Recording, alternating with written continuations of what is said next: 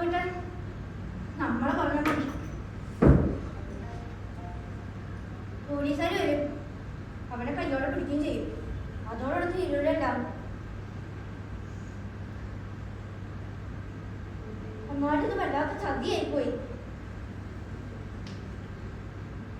എന്നാൽ ഇത്രയും വലിയൊരു കെണിയിലാണോ കൊണ്ടിട്ടെന്നുള്ളത് മനസ്സിലായിണ്ടായിരുന്നില്ല. നിന്നൊരാൾ ഓർത്ത് മാത്രമാണ് ഞാനിത് പറയാണ്ടിരുന്നത്. ആരെടുത്തു?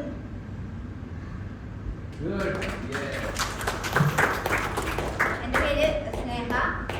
തൃശ്ശൂരാണ് വീട്. ബാംഗ്ലൂർ സെറ്റിൽഡ് ആണ്.